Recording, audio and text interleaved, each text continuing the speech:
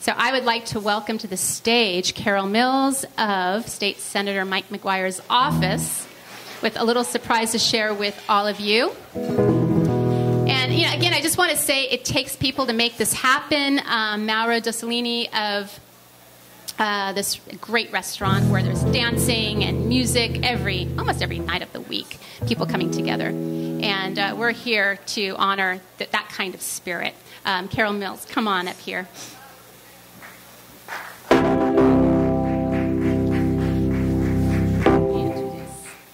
I would also like to bring to the stage, amazingly, Spencer Christian of ABC News, who is honoring us to be here. He was the MC for the Carter's birthday duo, Rosalind and Jimmy, celebrated together last month. In late August. So Spencer Christian. And one more person here, because we just can't celebrate one birthday. We got to celebrate another one. April Peebler. That's right. Play it. She is the founder of an international youth movement. Kids who are taking a stand for our oceans, and their oceans, of course, too. She's the founder of Heirs to Our Oceans, and she was the UN last week. And she and Spencer are going to be the lucky ones to receive this resolution in honor of President Jimmy Carter. So, first of all, you may notice this is from the California State Legislature. It's signed by Assemblyman Mark Levine and my boss, Senator Mike McGuire. And everywhere we go, our resolutions are larger than everybody else's. And we like to keep track of that. Yeah, exactly. I'm one of the few people in this room that's old enough to have been an adult when Jimmy Carter was president. And he has always made us extremely proud. He was a great president and an even greater ex-president. And he, especially in comparison to what we've had lately, he reminds us what dignity, integrity, humility, and compassion are supposed to be leading the country. And I'm so proud to be able to give this resolution in honor of his birthday. May he have many, many more.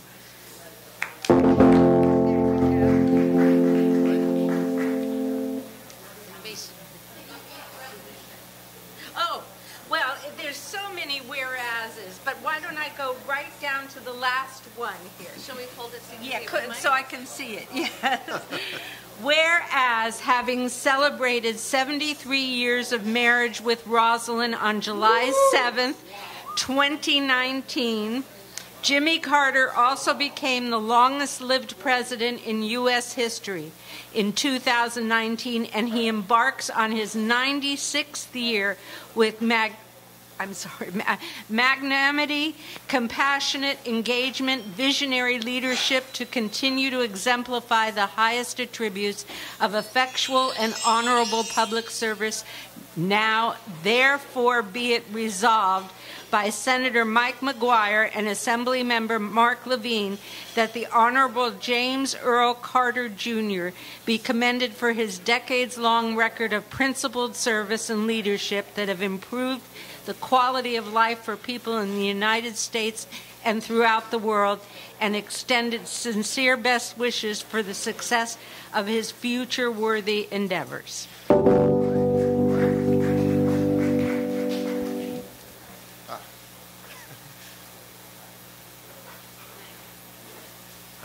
Smiling for the camera. You guys want to say something? Okay, you want me to go first, April? Sure. Okay. It's a real honor to be here and accept and hold this resolution from Senator McGuire. We've, as a organization, Heirs to Our Oceans, have met with Senator McGuire on issues such as the importance of developing new leadership here in the United States, and that's empathetic leadership. That's a massive piece of what Heirs to Our Oceans does in its youth education and empowerment around ocean water protection and protection overall of our natural resources. is really value empathetic leadership. And so I am so appreciative of Barbara to have invited us and to accept the resolution that really exemplifies empathetic leadership through President Carter's not only administration but his life. So hopefully he is, in that regard, someone who can be looked upon and remembered by the youth today as what a leader might look like from that position, an empathetic leader. So, Almost jumped out of my skin there. That's great. Jimmy Carter deserves so much more recognition than he gets. I wish we could start a campaign to just go around the country and tell people how remarkable this man is. I've had the great honor in my career as a news person with ABC to get to know Jimmy Carter, to have interviewed him several times over a period of, there you go. I first met and interviewed former President Carter in 1988, and we have probably had 6 or 8 interviews and sit-downs together since then. When I moved here from ABC in New York to the Bay Area in 1999, because I had not only met the Carters several times, but had worked with them on Habitat for Humanity, I was invited to go back to Americus, Georgia, to MC Jimmy Carter's 75th birthday celebration, which was an amazing event. And then 20 years later, this year, I was invited back to MC a joint celebration of Rosalynn Carter's 92nd and Jimmy Carter's pre-95th, they called it, because his actual birthday, as you know, was Tuesday of this week. But we celebrated their birthdays jointly in August. So I won't ramble on and on. I just want to say that because I've posted so many things on social media about my, quote, relationship with the Carters, I think people probably have the idea that I'm their best friend, or I write Jimmy Carter's Sunday school sermons for him. But many people have asked me, what is he like? What has he done? Tell me about Jimmy Carter. So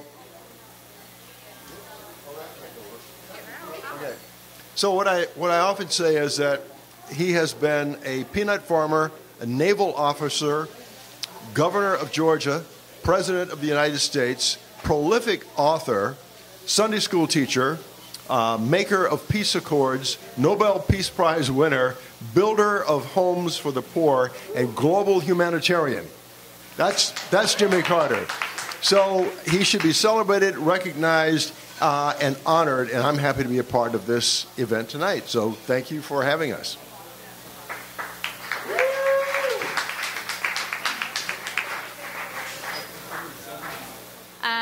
Larry Bragman, who's going to speak right now. He's an attorney, an environmental activist, and he's also the president of Marin Municipal Water District. And he has a few words to share.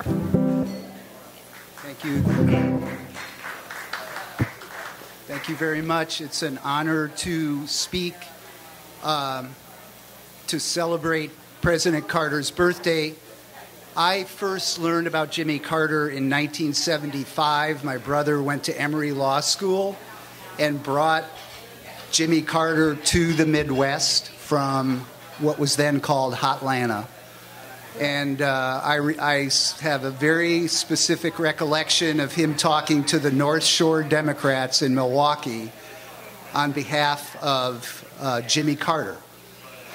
And to me, Jimmy Carter was a citizen president. He was a citizen before he was a politician, and did so many things that were future-oriented, ahead of his time. He put solar panels on the White House and enunciated a policy of human rights in Central America, which he recognized and called out.